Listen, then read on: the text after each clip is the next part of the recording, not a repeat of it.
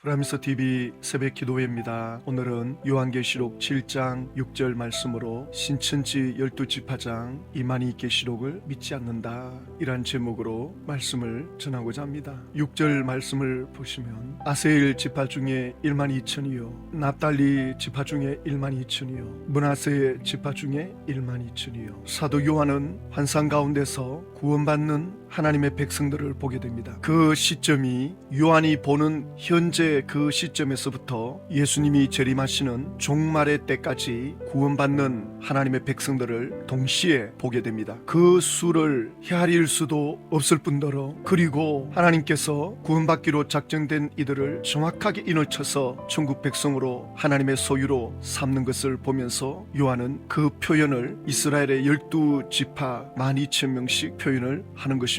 이스라엘의 12지파 12,000명이면 그건 작은 의미에서 하나님의 나라입니다. 그래서 그 인을 친다는 말씀이 끝나고 난 뒤에 또 내가 보니 셀 수 없는 흰옷 입은 무리들이 요한의 눈앞에 펼쳐지죠. 같은 사건을 요한이 표현을 그렇게 하고 있는 것입니다. 자, 그렇지만 이만희 계시록으로는 전혀 다른 주장을 합니다. 요한 지파장의 강의를 보겠습니다. 오늘날 창조되는 새 나라 새 민족, 영적 새 이스라엘, 그 12지파의 이름은요, 오늘날 실상으로는요, 예수님의 12제자의 이름을 쓰게 됩니다. 마태복음 19장 28절에 세상이 새롭게 될 때, 자기 영광의 보좌에 앉을 때, 나를 쫓는 너희 열둘도 12보좌에 앉아 이스라엘 12지파를 심판하리라.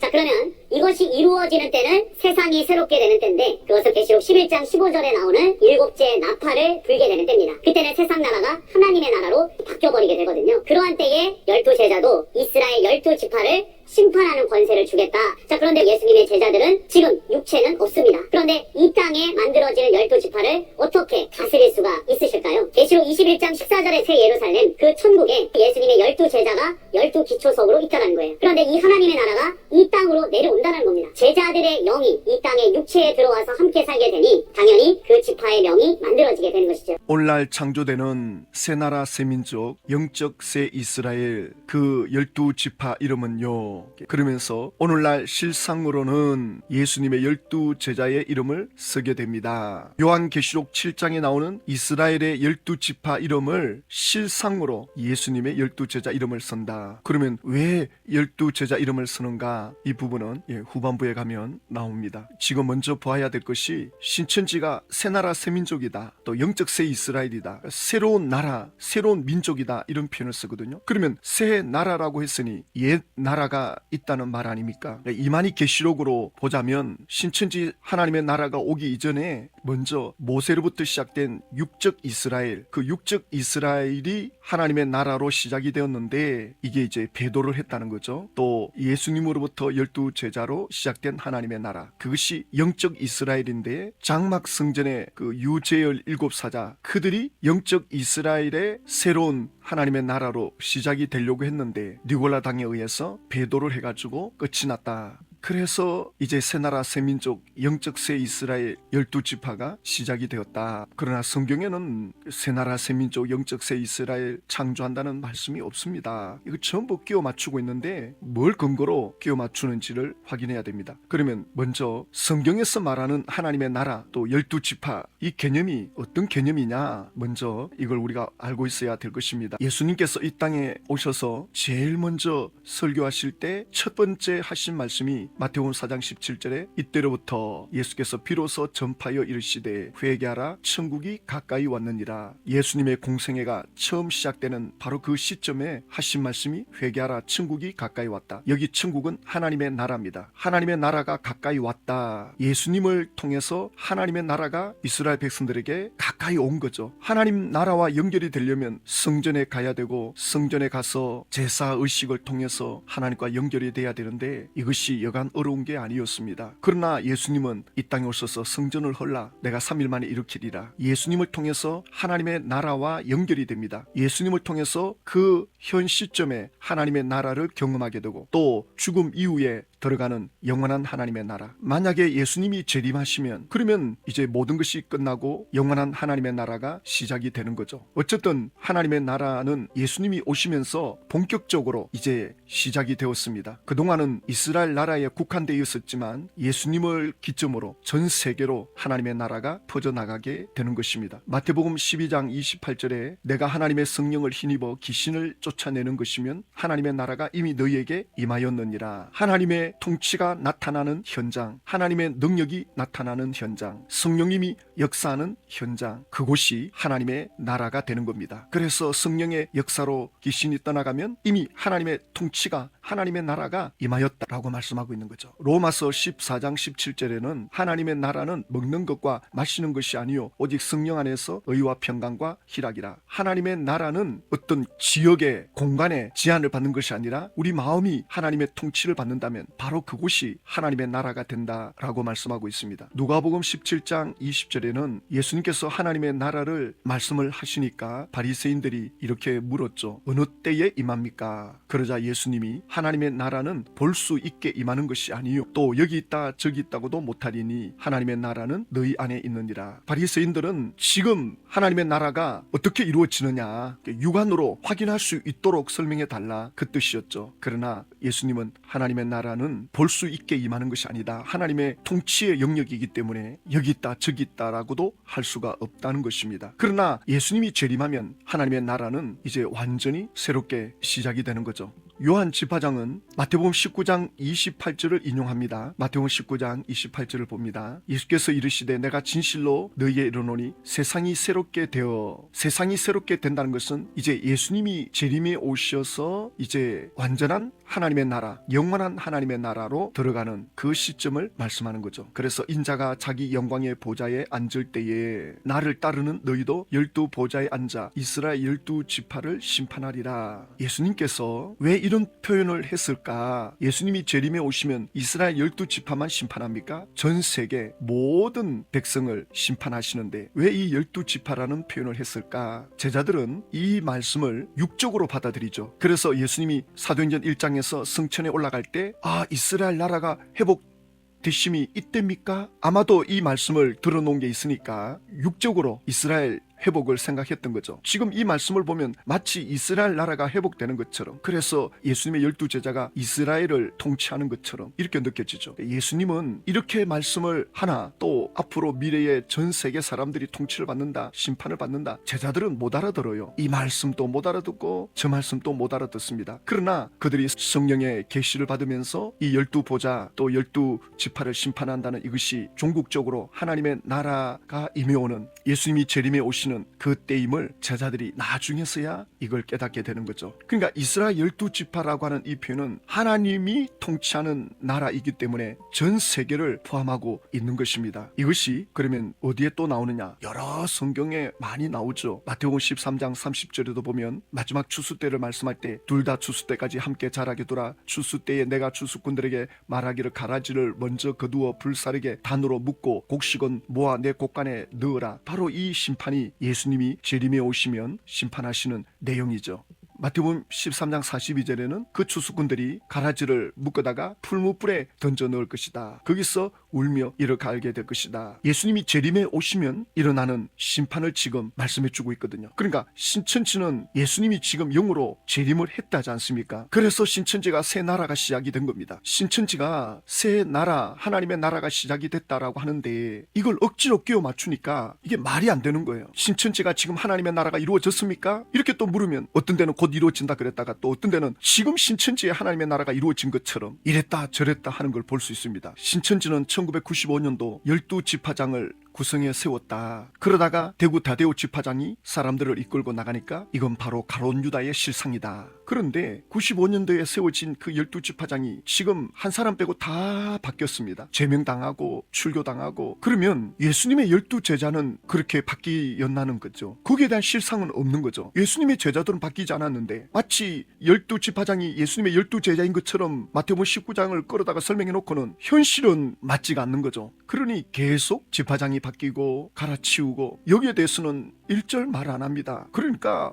그냥 자기들이 필요한 대로 성경을 끼워 맞추고 그렇지 않는 건 대답을 안 합니다. 정말 기가 막히는 거죠. 볼 때 요한 지파장이 또 이렇게 말합니다. 그러면 이것이 이루어지는 때는 세상이 새롭게 되는 때인데 그러면 이루어졌다는 말입니까? 그러면 또 이루어졌다고 안 해요. 또 이루어지는 때는 세상이 새롭게 되는 때인데 그것이 계시록 11장 15절에 나오는 일곱째 나팔을 불게 되는 때입니다. 그때는 세상 나라가 하나님의 나라로 바뀌어 버리게 되거든요. 자, 그러면 계시록 11장 15절 일곱째 천사가 나팔을 불매 하늘에 큰 음성이 나서 이르되 세상 나라가 우리 주와 그의 그리스도의 나라가 되어 그가 세세토록 왕노릇 하시리로다. 일곱째 천사가 나팔을 불면 이 세상 나라가 하나님의 나라로 바뀐다는 거죠. 그리고 왕노릇한다. 신천지가. 그럼 이게 이루어졌습니까? 신천지는 계시록 17장까지 성취가 됐다 그러잖아요. 17장까지 성취가 됐으면 하나님의 나라가 이루어졌다는 거 아닙니까? 그럼 하나님의 통치가 되고 있는 겁니까? 그러니까 이런 질문을 할 때 상황에 따라서 그렇다 안 그렇다 구렁이 담 넘어가듯이 대답을 하거든요.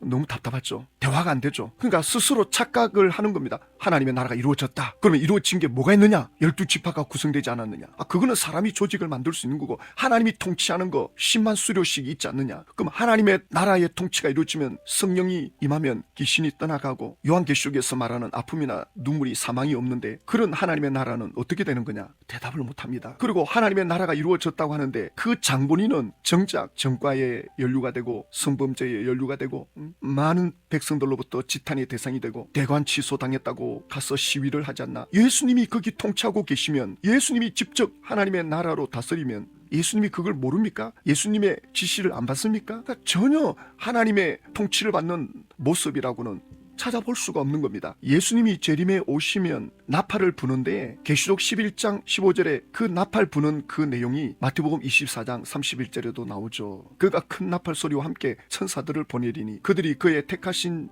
자들을 하늘 이 끝에서 저 끝까지 사방에서 모으리라. 신천지는 지금 이게 이루어졌거든요. 나팔을 분다는 게 신천지 총회장의 계시록 말씀이 나팔을 부는 거죠. 계시록 말씀이 전해질 때 추수꾼들이 사람들을 이 끝에서 저 끝까지 끌어모은다. 자, 그러면 하나님의 나라가 이루어졌다면 이 말씀이 뭐와 연결이 되느냐면 요한계시록 21장과 연결이 됩니다. 3절에 하나님이 그들과 함께 계시리니 그들은 하나님의 백성이 되고 하나님은 친히 그들과 함께 계셔서 예수님이 재림에 오시면 이제 하나님과 함께 영원한 천국으로 들어가는데 모든 눈물을 그 눈에서 닦아주시며 다시는 사망이 없고 애통하는 것이나 곡하는 것이나 아픈 것이 다시 있지 아니하리니 처음 것들이 다 지나갔습니다. 이것이 바로 하나님이 통치하는 재림 이후에 일어나는 완전한 하나님의 나라. 신천지는 예수님이 재림에 오셨다, 나팔을 불고 있다. 그런데 이루어진 건 없습니다. 40년째 나팔을 불고 있습니다. 이게 맞지가 않는 거죠. 그러면서 요한 지파장이 그러한 때에 12제자도 이스라엘 12지파를 심판하는 권세를 주겠다. 그런데 예수님의 제자들은 지금 육체는 없습니다. 이것도 말이 안 되는 거죠. 나팔을 불고 하나님의 나라가 이루어졌다 해놓고는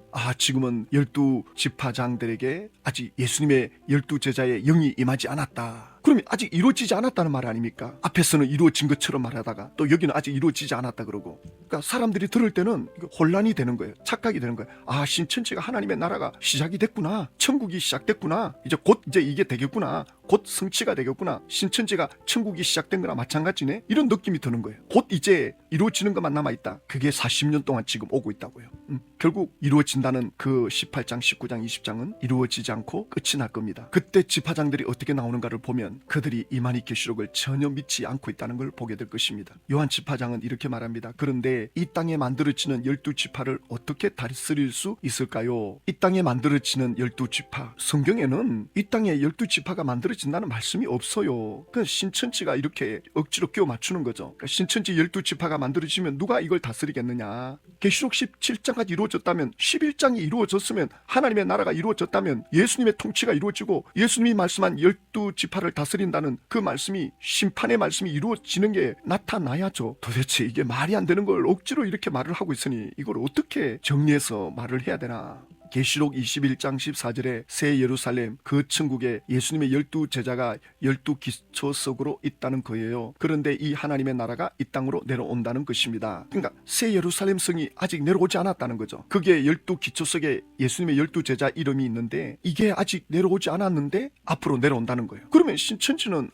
아무것도 지금 이루어진 게 없어요. 이루어질 것이다 라고 하면서 사람들을 지금 끌어모으고 있는 거예요. 만약에 이게 이루어지지 않으면 사기판이 되는 거고 신천지인들이 스스로 말하잖아요. 만약에 이게 가짜면 우리만큼 불행한 사람이 없다. 지금 신천지를 나온 사람들이 한탄을 하잖아요. 통탄을 합니다. 많은 사람들이 미치려고 하지 않습니까? 죽으려고 극단적인 선택을 하려고 하는 사람들도 있지 않습니까?